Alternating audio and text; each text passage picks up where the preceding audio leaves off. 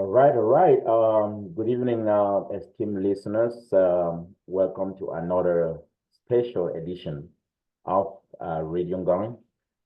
We are opportuned today to have as a guest speaker someone that is of great leadership in our community, to be precise, Ngyen. So I want to let you all join me to welcome the chairman of the Ngyen Traditional Council in the person of Mr. G. Ferdinand. Welcome to this session of Radio Gong today, the talk show where we're gonna be having a conversation about our community and what the NTC has as their plans and projects in the recent past and obviously looking at the nearest future as well. Welcome aboard, sir. Yeah, thank you. Thank you for the warm welcome, Dr. Eric Ta and promoter of Radio Ngong.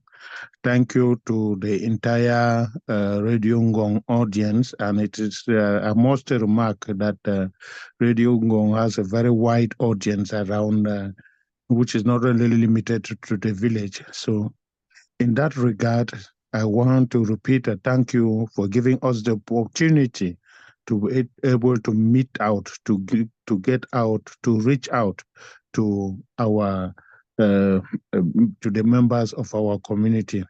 In fact, we do hope that this would not only be a unique occasion, and we hope to further have other occasions to come back from time to time.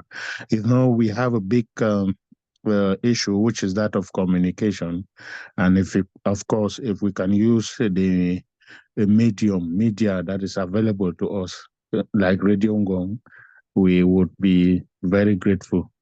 Once more, thank you very much for giving us this opportunity. But before we go ahead, I promise to be very, very frank and open to all the questions that you ask me. Awesome. Of course, I hope to have the answers to all the questions. But Absolutely. if I do not, don't worry, I'll come back with them later on. Thank you. Absolutely. Absolutely, Mr. Chairman. I really, really want to appreciate, the compliments that you've given to us here at Radio Ngong. Obviously, it's an opportunity, as you rightly said, to inform our people, and not only the people of our beloved village Gembo, but also, our sympathizers and obviously all, the followers that Radio Ngong has out there online. So I really want to appreciate you for that compliment. So, Mr. Ferdinand, your leadership and dedication have been instrumental, in preserving the rich cultural heritage of Ngembo community. Your efforts have not only upheld our traditions, but have also guided us through numerous challenges, right? We must accept. Today, we are eager to hear your insights on several pressing issues, including development initiatives, the ongoing cultural preservation efforts, and the strategic vision of the near future of our community. But before we dive into these important topics, could you share with us a bit about your journey and what your inspirations were to take the role as the chairman of the Ngyen Traditional Council? Uh, Thank you very much. And we must look at it from the origin. It is not a vision. The vision is there, but it is not a designation or design that I wanted or want to be chairman of the council. Of course, you know how the council is set up. The funds, the different funds, I'm sorry, designate representatives from the different fundoms, and these representatives sit together and form the NTC.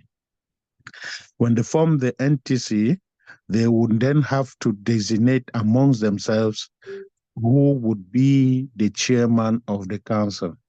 So it is in that framework that we came to be designated or voted as chairman of the present council session. Awesome. It is worth remarking that this particular council session is a distinct one and a new one in our community. I might not be able to define it in legal terms, but from relating the history, the genesis in 2-3 words, you would be able to identify the distinct nature of this council.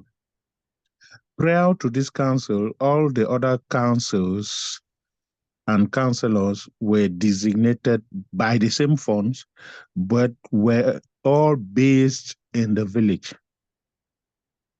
Now, the vision of this present council, I can say, was initially designed by our funds in that in designating the representatives who would go to the council, they widened the representation and took it out of the village, out of the country, to the diaspora. You understand that our funds are aligned with the changing times, and therefore this serves as a definition of the mission, a new vision, a new mission to the council. The vision that they transmitted over to us as councils was that they were looking for capacities, no matter where they were, and in line with changing times, they were looking for capacities, whether out of the village in Cameroon, whether in the diaspora, they were looking for capable people whom they thought and think could give meaningful contribution to the running of village issues. Awesome. Thank you so very much, Mr. Chairman, for that explicit piece right there. I would totally agree that with your explanation, talking about how this council in particular is unique. And I totally agree with you because, like you mentioned, some of the things that we can see today is that we have councillors that are in the diaspora. I would really want to endorse that fact from our table here at Radio Ngong, because if we take into consideration the power of the diasporas, we will realize that, most of the communities we now have in the diasporas, their highest source of resources and capacity is coming from the diasporas. And I don't think our beloved village should be an exception to that. So I think here I totally agree and I accept with your explanation that the vision of the funds and the leaders was to see where there is capacity and how that can be leveraged. So I'm in total agreement with that. So to continue, Mr. Chairman, your current mandate, right, is at its 4th year out of 5 years. I understand each mandate for the council chairman is 5 years, right? And I know it hasn't been an easy one. We have circumstances that you once resigned for reasons unbeknownst to anyone, and you were reinstated, or maybe you appealed your resignation and got back. But do you think in this past 4 years you have achieved the objectives you set for yourself as the council, as the NTC chairman? And if yes, can you just expatiate on some of the objectives you set for yourself as the chairman of the council and how they've been accomplished? Yes, thank you so much, Doctor. You are very, very conversant with our community.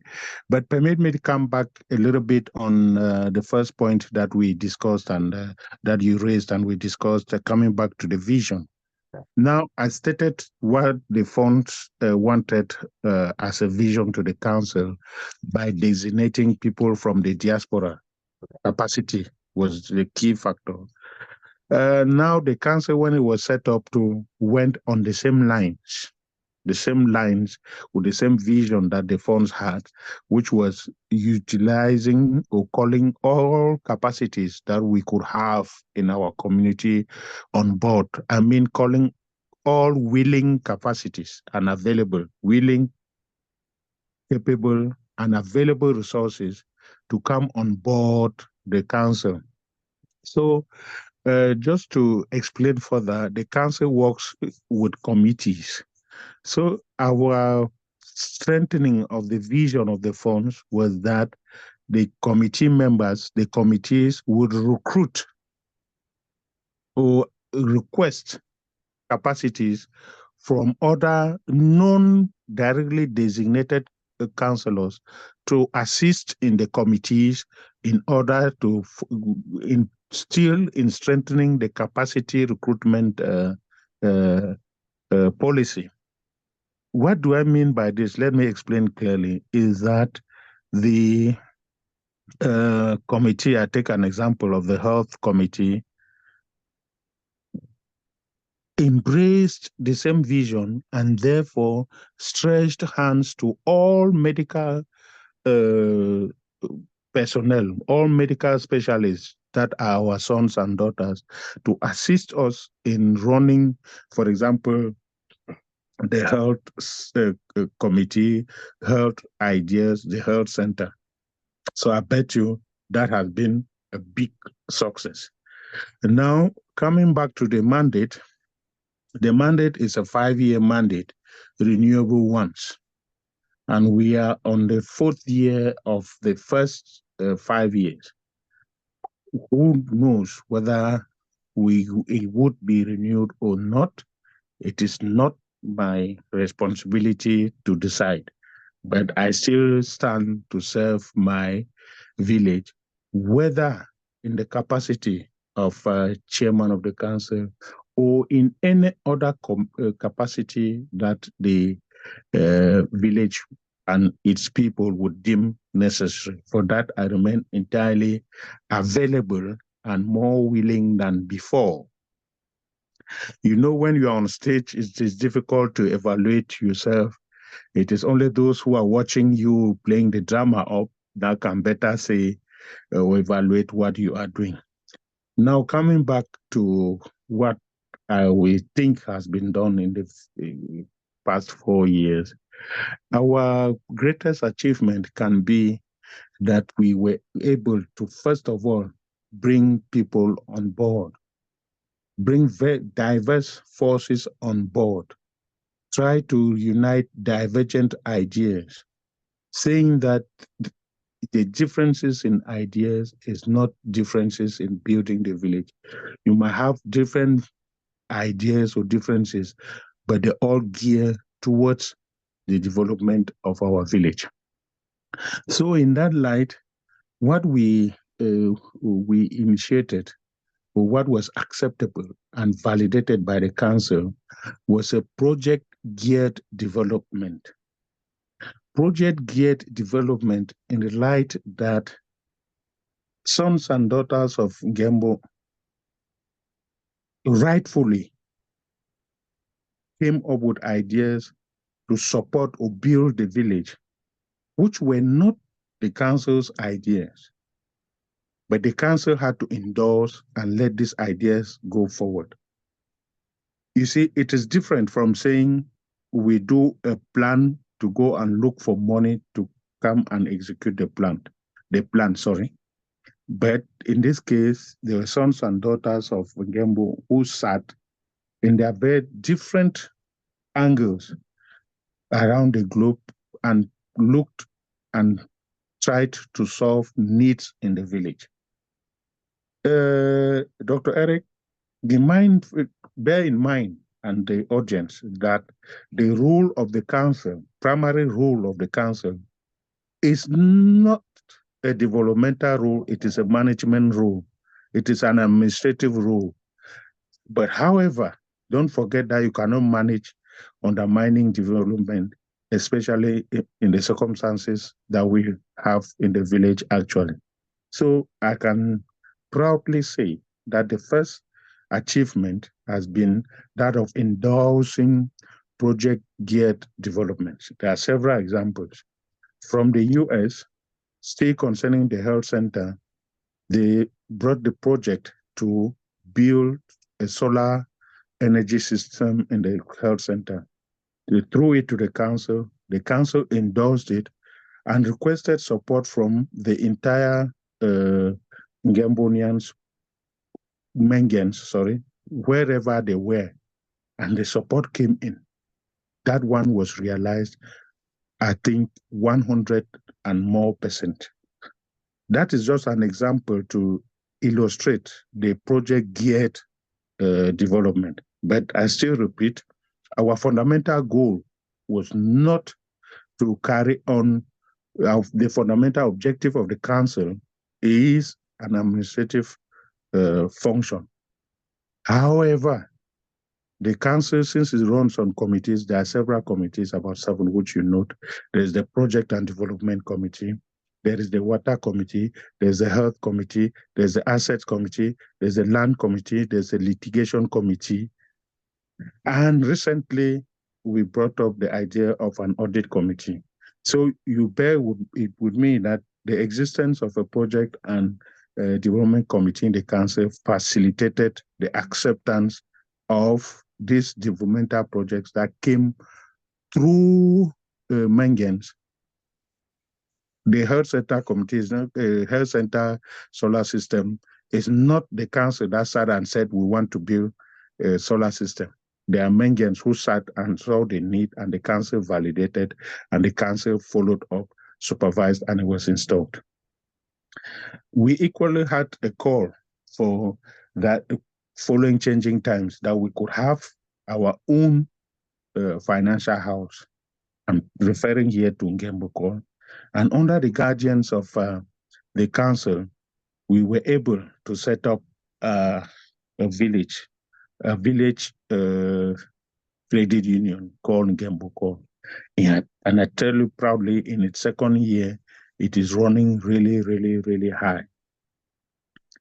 We equally put in place a committee to check on the fish ponds that we have around the village. You see, we have 2 huge ponds, fish ponds, which are community ponds. We have to develop these ponds. We have to rebuild these ponds. We have to change these ponds from staying as danger points and exposure to the village to a project and financially yielding projects. So there's a fish pond project. The council spends some amount of resources. When I say resources, it is not only financial, it is material, it is human, to draw up a project that will help the putting in place of an elaborate fish pond project that is a community project. I don't know. I have to talk for too long. No, But that's fine, Chairman. yeah, This audience is dedicated to you, so all the time is yours, sir. As much as you can, you can talk. We're here for you. So yeah, but yeah, go ahead. So for the fish pond project is going on. We have it elaborated. It is there. We have an improvement on the water system for the village. Improvement from the pipeline from Tonyang to the water tank. And we also have exceptionally a gift from the Islamic Bank for building of a second tank, which has been built around the same area like the Scan water tank. As I said before, these are not council projects. The council was just an enabler, created the enabling environment for these things to happen. I will not forget the Samtaben success that took place in Limbe. It was a success not only for bringing Ngembu sons and daughters together, but the project of doing solar street lamps is a wonderful one. So I still say the council for this session can pride itself more as an enabler for creating the enabling environment for developmental things to happen. Meanwhile, don't forget that the primary role of the council is administrative. So on the administrative front, we have been having several misunderstandings as to representation in the council. I go straight to it. Our Miwi brothers estimated and thought rightfully I say so, that they were underestimated in the council. This was based on constitutional terms. I hope we all know that Ngembo is run or is based on a constitution. That constitution is there. And if based on that constitution, we had to send 3 representatives to the council. So following the request and endorsed by the funds, this particular council disposition was amended to state that our Mewi brothers or Fundum would equally send 7 representatives as the other. So it's a council that has been dynamic. Okay. Yes, okay. Enabling changes to come up. Well, thank you very much, Mr. Chairman. I must admit that I am amazed and I am really glad to hear about some of the projects that have been carried and some that are in plan or in vision. I must take this opportunity to say it was really a pleasure for me as well to have met you at the Ngyen call first AGM, right? And that's when it was a wow factor to me, I think I endorsed this during Ngyen call during the Samtaben get together in Limbe, but let me also take the opportunity to state here that I attended the first AGM, and when I heard about the amount of money that the Ngyen call, being just a baby, 1 year old, had amassed and having their coffers, I was like, this is wow. And then when I went to the bank and had a session with the general manager in the person of Mr. Ngyen. She told me about, some of the capabilities the credit union has, especially in accommodating customers or clients from the diaspora. And I want to say maybe mostly the Ngyen people, right?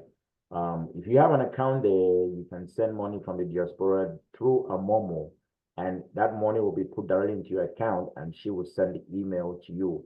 You can as well get on a video call with her and endorse a transaction from your account with a letter and all whatnot, and that money can be moved from your account or in payment of something and all whatnot. So to me, that was kind of very, very interesting, and I felt like we should really encourage our Ngyen sons and daughters in the diaspora as well as sympathizers, to align and support the credit union because it's growing up, like you mentioned, and I witnessed that firsthand by attending the first AGM.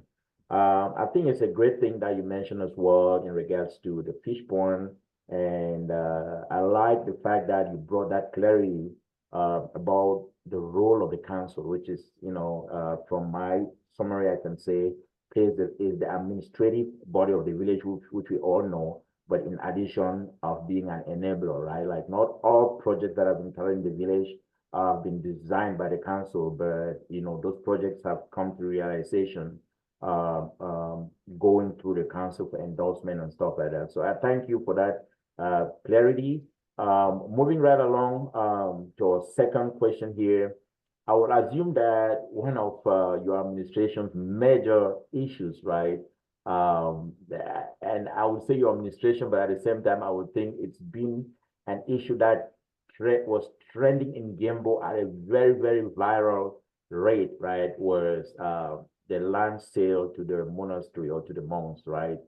From our viewpoint here at Radio Ngong, we are not we are not sure or we don't know if this land deal or sale to the monks, if it's been resolved, did the monks finally get the land, or did the Ngyen people recuperated the land back to Ngyen, or was the land given to the monks on a lease basis, or what is the outcome of that land sale?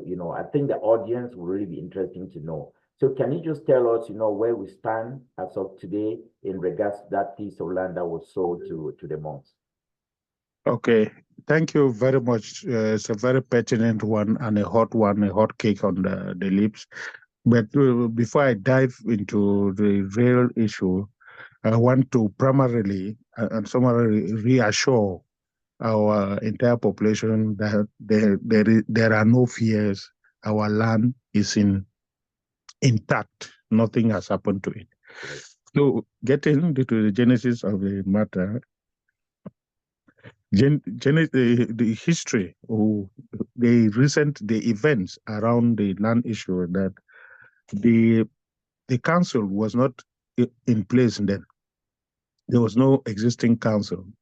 Our village, contrary to the preceding years, was being run by a group of Mokums who are representatives from the different fondoms as well. Now, they attributed a piece of land to 4 of our brothers as retribution. I put it as I got it, as retribution for some work that they did, bravery work that they did to the village.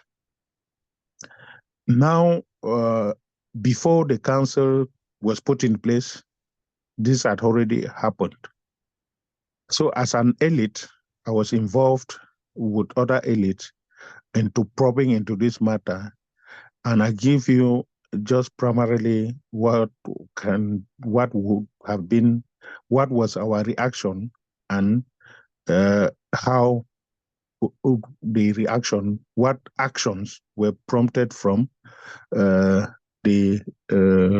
reaction. The first thing that we have to note is that there have been a lot of sacrifices from Ngyen for us to settle where we are. And in no way, some people even went right up to the highest supreme sacrifice, death. And no day has compensation been given them in the form of land. Let me say here in passing that every son and daughter of Ngembu is entitled to land, to a piece of land, for farming, for building. There is just a procedure that you apply to the council, and the council would, if you fulfill the conditions, you will be given your piece of land for the purpose you design and request.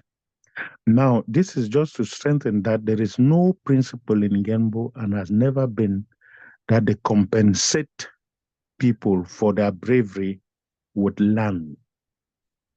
I still say in passing, there might have been compensations in terms of titles by the funds, so just to go straight to the point, but there have never been compensation, even to those who had done the highest sacrifice for the land. So basing on that, we wrote through a lawyer to the administration of Mbengwe lands and the general administration, they due to forestall the process of immatriculation of this land by the monks. So that action was taken a long time ago to stop, because the monks were already immatriculating. Immatriculating means they were already getting a land title for themselves on that piece of land. So the action was taken through a lawyer to stop the procedure. That has been stopped, and from time to time, we go back to the lawyer to check that nothing is happening in that light. Now, considering the strategic position of that land and other issues that I might not have to raise here, we still think that the monks can occupy that land, but on the basis of a lease, not total possession, not a sale. Yeah. So we contacted the monks to establish this with them, and we are expecting them to come back with that. Other factors that strongly divide us, or that are running around, are of interest, but we must treat them with a little bit of intelligence. As to, for example, the compensation or the cost of the sale we have no action against that. What I advised the monks is that we can give you this land. The council can do a lease agreement with you, but the amount of money or whatever you pay to whoever, that person was not representative of our community. And if you have, since the community, you have the representative of the community in front of you now, we say we don't validate the land attribution. And therefore, you can get back to those with whom you had dealings to recover your money. I must state clearly that contrary to what people think, is that the council should go recover the money. What money should the council recover? Were they in the deal? Not at all. The council has played its role to protect Ngembo land, and it ends there. Wow. Several other deals might have taken place in our community, several between individuals, which certainly are not validated. And when they are not validated, the private contract is cancelled, and the individuals would have to take care of themselves as they went into private contracts. Thank you very much.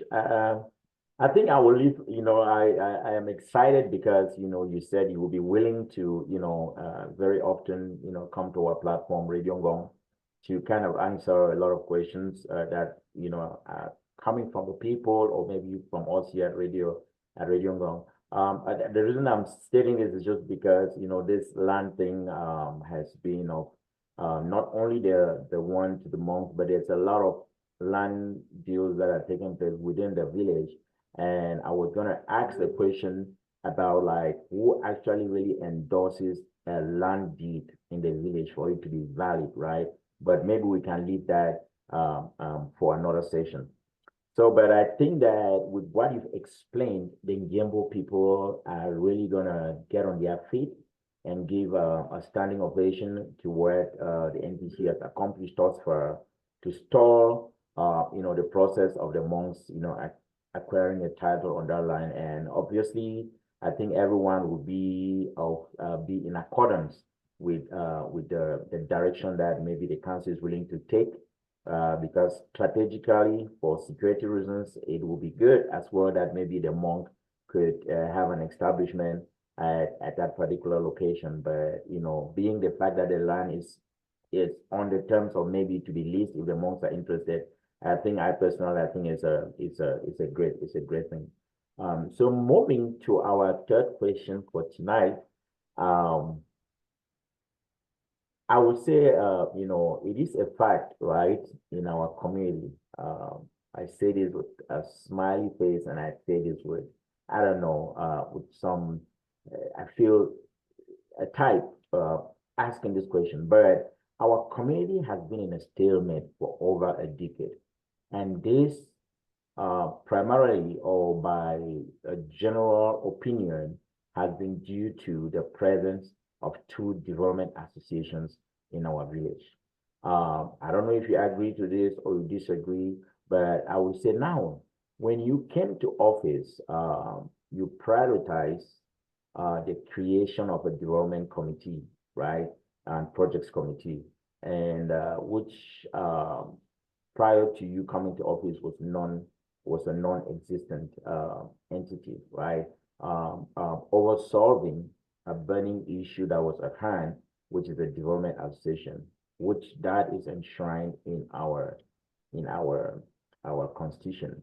Now, my question to you is, would you say that it was maybe a miscalculation, or would you say that you didn't really prioritize the restructuring and reinstatement of a development association in the village in this first 4 years of your term? Thank you very much, Dr. Eric. You asked whether I disagree or agree with the stalemate or the non-movement of the stalemate in the village, the source of the stalemate. I say I agree and I disagree partially. So my position is partial. But let me get you back to the source of what I say can be a stalemate.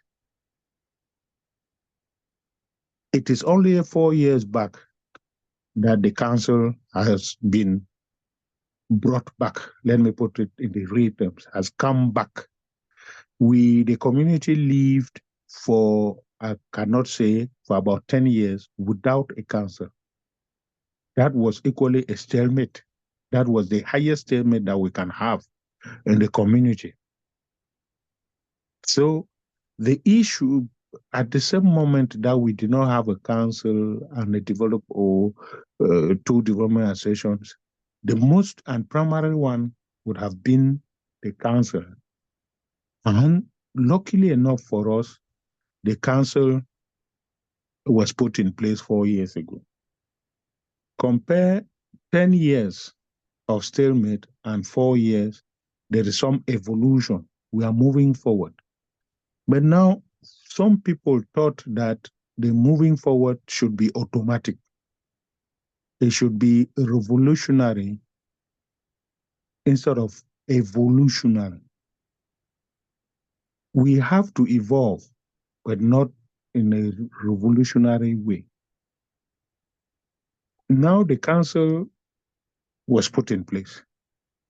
And contrary to what you say, you've just said, the council prioritized or created a development committee. No. All the committees that I have stated to you are enshrined in the Constitution, and no amendment has been made on that particular disposition. We have the Project and Development Committee, Finance Committee, Water Committee, Health Committee, Litigation Committee, Land Committee, and the same internal rules and constitution give the council the possibility to create as many committees as it should be. So the creation, or I don't know how you put it, of a development committee is is a misnomer. We didn't create a development committee. These are called the committees that are on board, are committees that the Constitution dispose of or created. Now, constitutionally, the same Constitution states that there is a development association. And I don't beat around the bush. I would go straight to hitting the abscess, that what is written in the Constitution is that the development association is NGA. That is still in the Constitution until date. Whatever would I say this within quotes now, in brackets, not within quotes, whatever would have happened before didn't get back to this Constitution to amend it. These are facts that have to be known. So if we were to sit today and go back and say, what is our fundamental law? What does it state? We would go and see that that is written in the Constitution as the Development Association. Now, in the advent of two development associations, what would have been done maybe would have been to amend the Constitution. Or in the advent of changing the name from Nda to Ngyen, right-thinking minds would have amended the Constitution. So as we stand, for all legal minds, if you pick up the Constitution and read it, you'll see Nda into it and you will not see Ngyen. That is not the issue. We have to get to reality. The reality, as you state, is that we have had two functioning development associations in the village. Now, you ask me, how do we resolve it? Or that I didn't prioritize resolving the issue. Still there, I put something to you. The two associations, maybe because the council was not put in place, function disregarding the council. I don't want to say disrespect, but I should say disrespecting the council. And the order to bring back the two development associations came from the funds, which was a letter written to the addressed to the development associations to come together and give them one name. Now, our reading of the issues today, following the mandate that the funds have given, because before now, I must say, there was the assignment was not given neither to the council or to somebody to unite or dissolve or do what or resolve the development association saga. There was no body assigned. It is only recently that the council was given the assignment. Now we have moved from a context where they were functioning, the development associations, with no respect for the council, to a position where a council has been put in place, and to a position where the council has been given a mandate to look into the saga. And now, if the council delving into the saga will not delve in as popular opinion holds.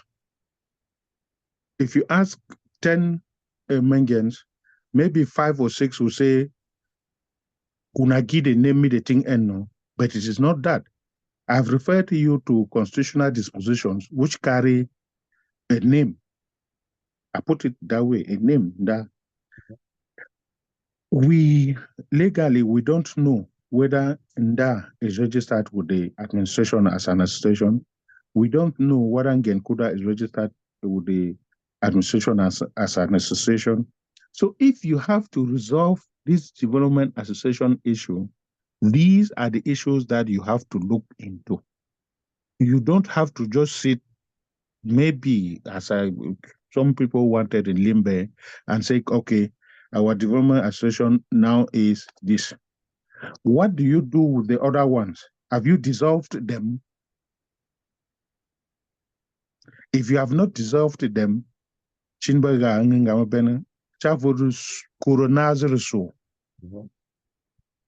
so we must, if we want to resolve the issue, definitely not treat it lightly as an issue of a name. If we give a name today, we'll be giving birth to a third association that will come to compete with the other existing two, if you want to put it that way.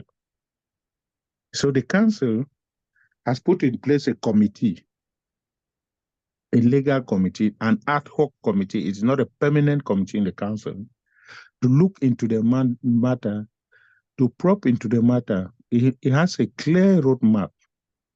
Listen to every Ngyen who is willing to contribute his ideas as to the solving of the development association saga. Get their proposals as to the way forward.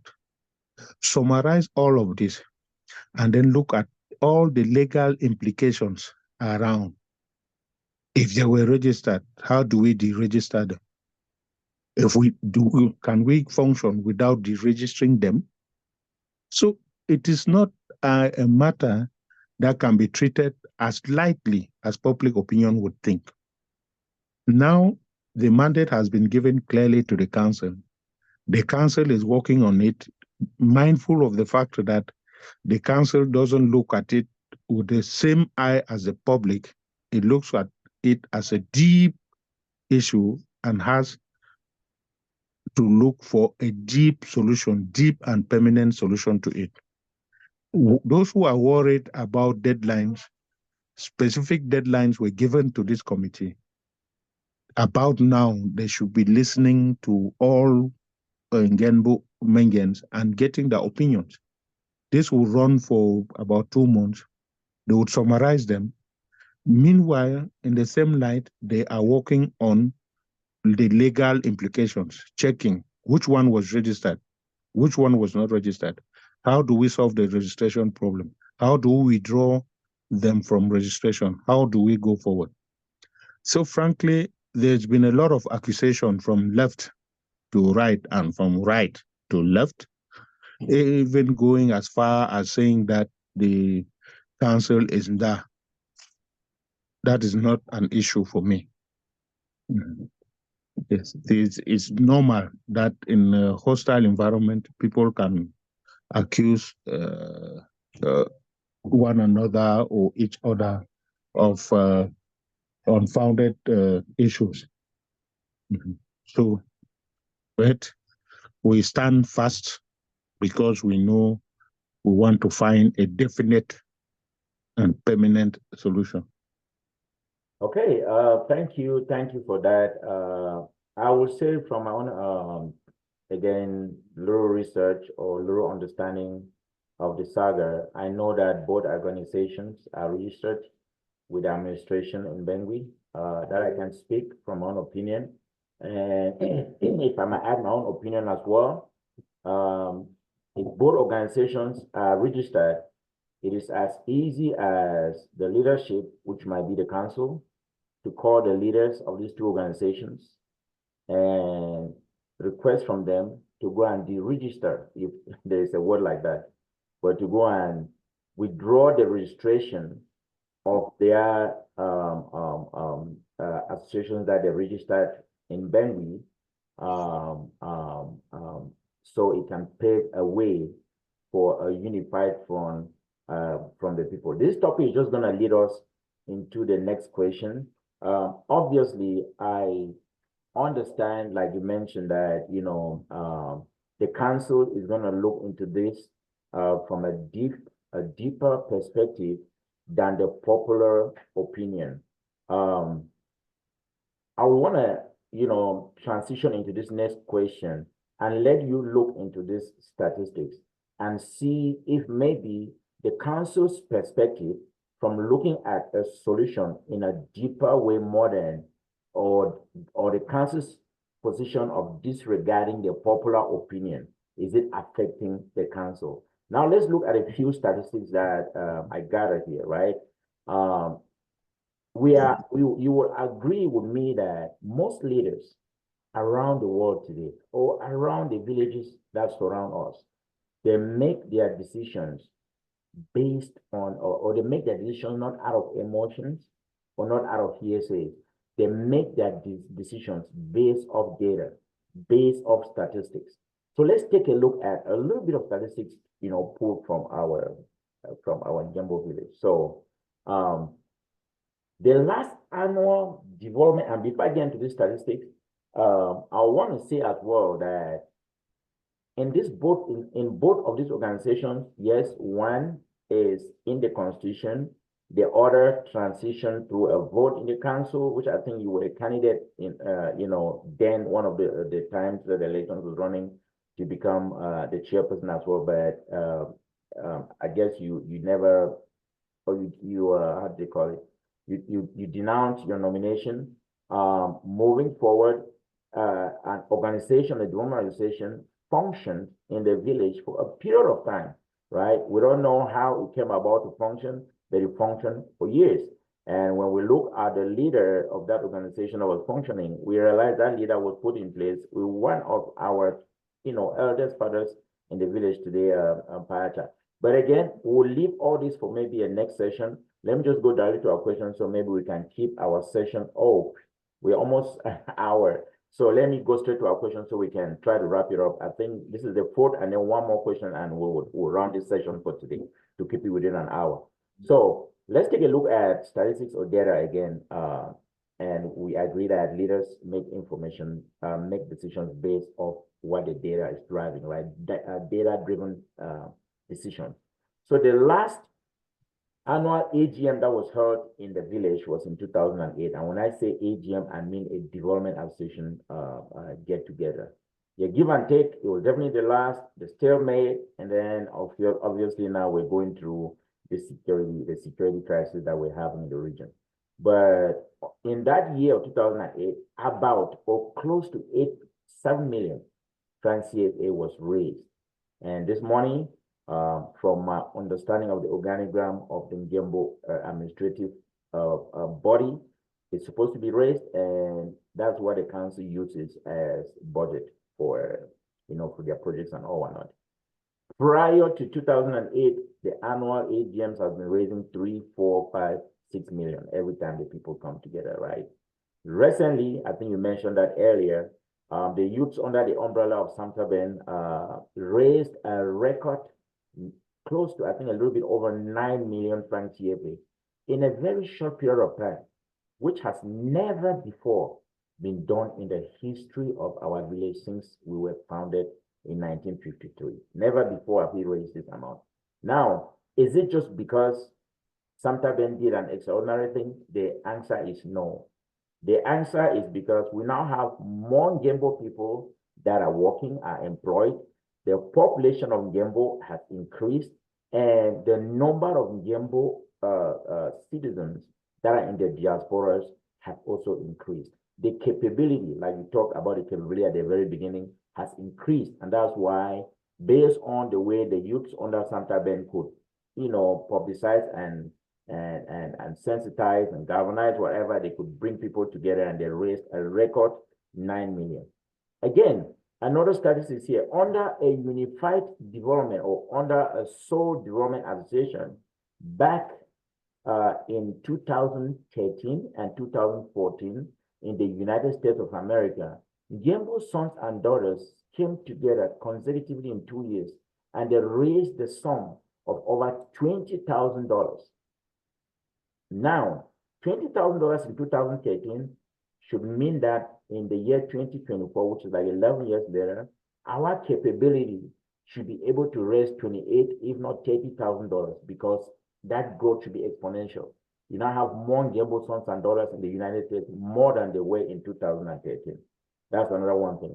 As you are aware, there was a survey, I think you're aware of this, led by Mr. Fontio Anyam in Canada, that resulted in a landslide support from the majority of Ngembo people wanting and having the desire for a unified development association in our village, as is the case in all the villages that surround us.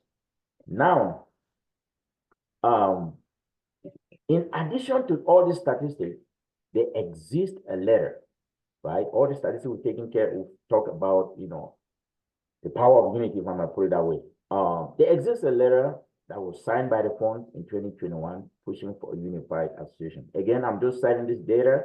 I know you mentioned a little bit about how even that letter does exist.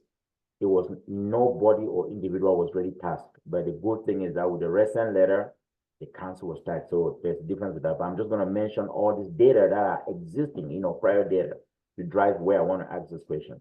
Now, the development committee, which you have stated that was enshrined in the Constitution, or is in the Constitution, and I thought maybe it was created when the council came about, but it was prior to you coming about, existed in our Constitution, has struggled in the recent years to raise maybe over 2 million francs from the same Ngembo people that the youths recently mobilized and raised the sum of 9 million.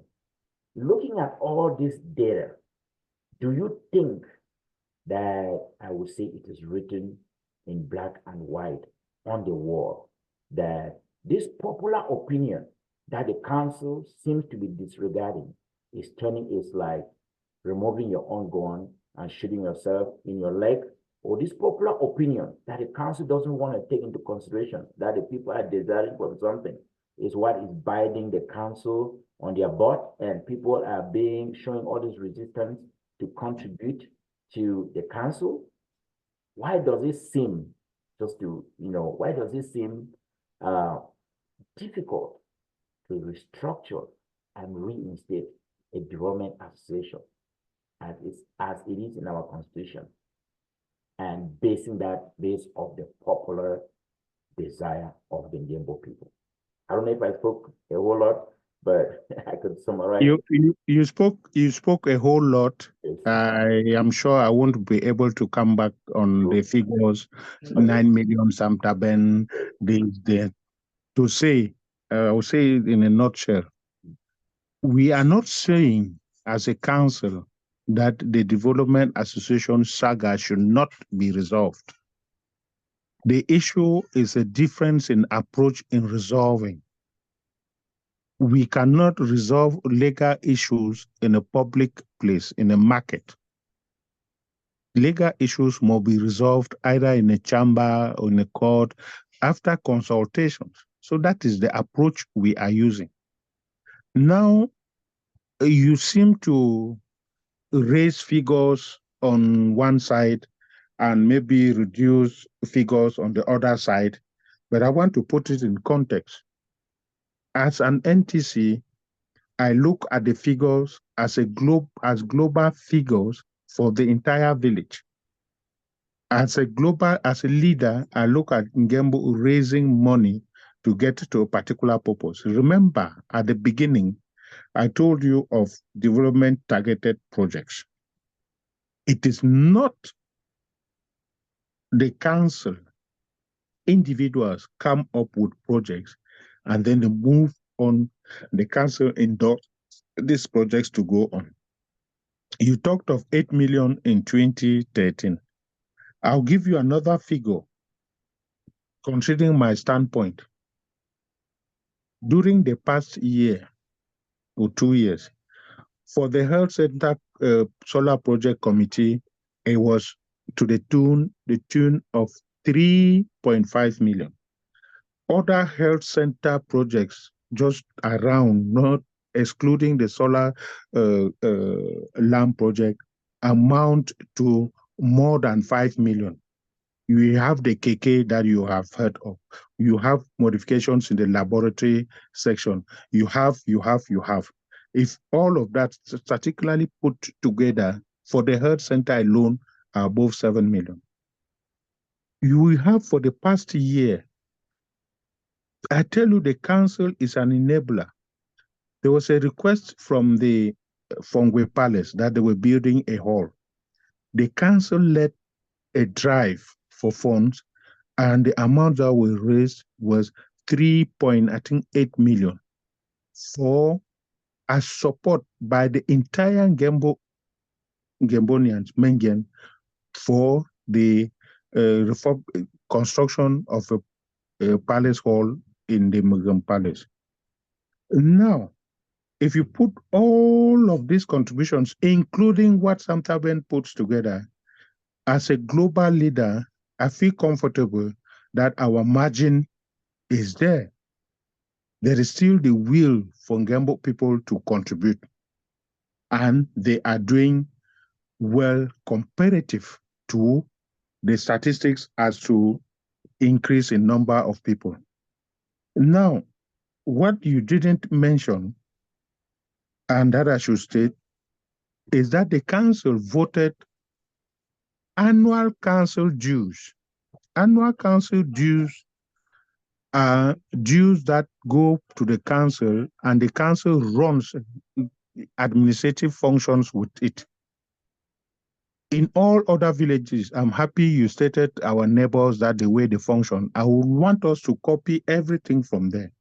There are annual dues in several other villages, which are independent of development contributions. Annual dues. In some villages, if you don't pay the dues, they won't allow you to bury your dead in the village.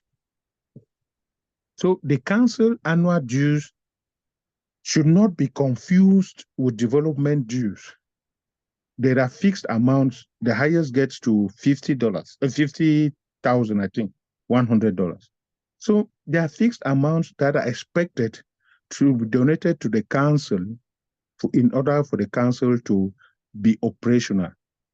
And of course, the council has stated clearly the expenditure zones that these funds are going for. I repeat, they go for the upkeep of our palaces. They go for the running, day-to-day running of the council. They go to pay water technicians. Because if you don't mind, I'll tell you something. If there is a water project the development committee, development association functions properly and builds a good running water system, they would have to hand over this water system to the council to manage. So the water technicians and the others would depend on the council. The council has to be able to manage and run them. So the annual council dues are independent and should not and never be compared to development dues. What we regret today is that several or some Ngyen Mengens call on people not to contribute for council dues because there is no development association, which I see as bad faith or failure to understand the differences between a development association and the council functioning and annual council dues. What is strange is that these same individuals recognize the existence of a council and in a rebellious way say they will not contribute for development because the council, there is no development association. There is confusion between council dues and development dues. So the issue is like some individuals hold back their own contributions, even to the council, even though recognizing the council, because the development association saga has not been solved. Let us go back to what was existing before this one. They were contributing for Ngyen. I recall the names. Individuals were contributing to Ngyen, individuals were contributing in Tunda. So if today, our Iwan Mengen, Achube, Numchi, Chama Kap, de Mangan Ngyen and therefore Agreki.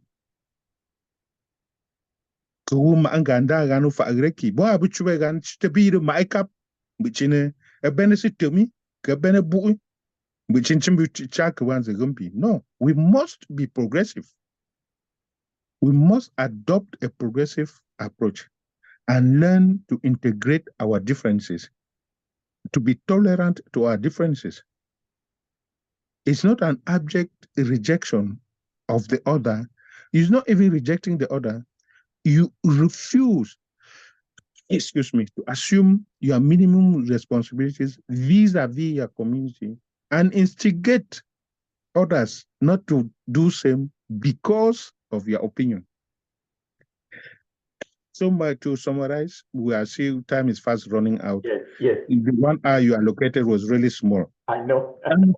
Annual council dues are different from development dues, and contributions that have been made along the line, despite the non-existence or despite the development association saga, are quite significant. And I read by the other side of the coin, rather than yours, I read the other side of the same coin you have projected, is that there is the will to contribute to the development of our community. Absolutely. Thank you so much, Mr. Chairman. I think this leads me in the last question, very last question. I would say that, first of all, just to piggyback behind what you mentioned, I know we did talk about maybe bad faith and maybe what was it? Confusion, right? I think bad faith and confusion are the two things that I cut off. But I want to say this, and I think in one of the recent write-ups that I put out there, don't you think that a council really needs a PRO, a public relations officer? Because if there is confusion, it is the position of the council to educate the audience, which is the Ngyen people, to understand. Because, for example, I would say through this session here at Radio Ngong, I have been educated to understand that a development fee to the council is different, a dues to the council is different from a development fee for contribution to say, oh, there's this project, let's control that. Now, I think the people are not well informed. And that's why in one of my recent, which I have really extremely, since assuming the head or the helm of Santa Bank, I have really withdrawn that much from my activism. But recently I was tempted to put out, a write-up out there. Don't you think that the council will need a PRO, someone that if a question comes up, he knows the activities of the council, he knows what is happening, and he can go out there and respond to the people. Because at times, the audience, the Ngembo people, are the council's strongest wing. In every community, the audience, the people are your strongest, right? They are your wingman, the strongest. Without the people, the council cannot really function, right? And to leave that for a different conversation, but I would think that, a public relations officer that specializes to answer questions. It shouldn't be the chairman coming out to answer all these questions, even though the questions might be asked directly to the chairman. But let there be, like here in the United States, the White House, they have what they call the press secretary, right? The president can always come out once in a while and talk, but almost on a weekly basis, the press secretary goes in front of journalists, in front of cameras to explain what is happening and stuff like that, right? But I guess we'll leave that for a different day. So my final question to you is this, we agree that you are getting into the very last year of your very first term, and you mentioned that there's renewable, and obviously, I would say maybe you answered this question even right. Your last term as at the helm of the Ngembo Traditional Council. Could you share with us in this last year one or two top priorities of yours in this last year of this first term? And will you be accepting the nomination for next term to be our council chairman? I think what I have realized sitting in the council is exactly one of the things you have raised. There is a huge lack of information. There is a huge lack of information, not only on council activities, but also on the functioning of the village as a whole. I challenge you that most of our Mangyans, even the most intellectuals, are not aware of the basic functionings of our village, the foundation. Some don't even know that there is a constitution. Some don't know how the council is built. Some don't know how it is constituted. So with time, over the past 4 years, the biggest realization that I've seen, the constat that I've seen, is this unawareness or lack of information and education on the basic functioning principles of the village, as I can put it. Now, as to the need to inform the council, inform the population on council actions, I agree with you that more has to be done, but something has been done. In the past year, the council has been publishing quarterly what it calls updates from the NTC. That one goes out. It will be coming out again soon. Over the past years, in all our WhatsApp fora, it has been published that there is a council meeting calling on all possible Mangyans to come attend. In that way, they would know exactly what is happening. And of course, it will give them room to participate and share, give their own contributions to the functioning, not only of the council, but to the running of the village as a whole. Remember that I said at the onset that the functioning principle of the council is broad-based. We function as if all Mengens are councillors. All capable Mengens are councillors because they have a right to give their opinion.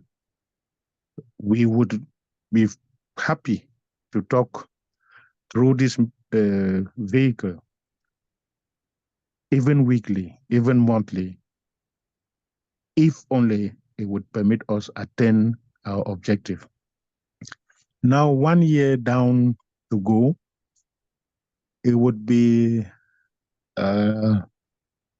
we are caught between a dilemma of sacrificing to serve your village and, as in Gembo, one Ngyen, refusing to serve your village. There is a dilemma. It is a non-remunerative position. There's a lot of sacrifice that is being done. If it were remunerative, we would say you can fight to be. But mark you, it is non-remunerative. And the dilemma is that of getting up one day and saying, I don't want to serve my village. If we have time, you mentioned at one moment that about midway into the mandate, there was a resignation letter. But what brought us back onto that resignation letter was the realization that it was interpreted as a refusal to serve the village. And for every Ngembo citizen, Ngembonian, Ngyen, that is inadmissible. We all grew up, including you, that it is not admissible for somebody to refuse to serve the village.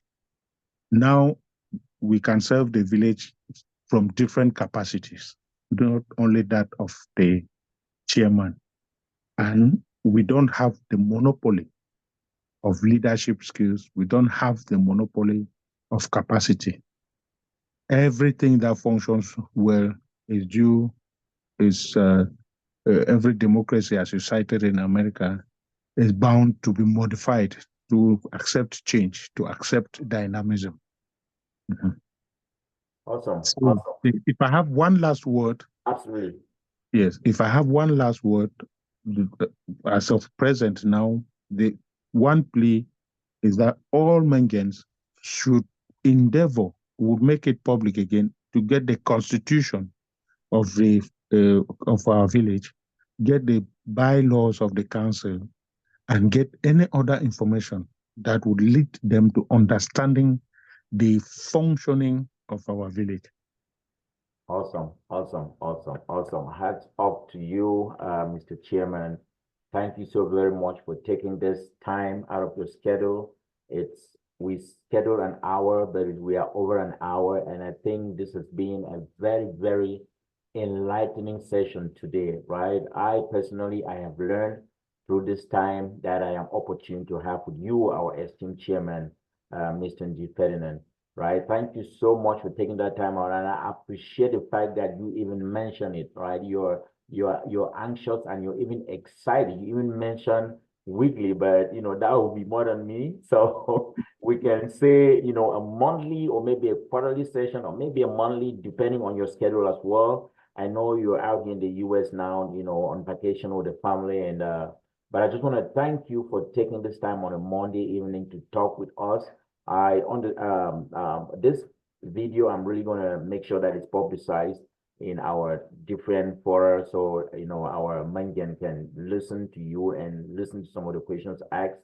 I look forward to having a session again with you in the near future. Thank you so very much for your time out today. And to our listeners, thank you for tuning in to this special edition of Radio Gong. Stay tuned for more insightful discussions and updates. Until next time, this has been your boy, Dr. Eric Dibang-Ta, aka One John Dibang. Thank you so much. Have a good night, sir. Thank you. All right. Same to you. All right, thanks. Bye.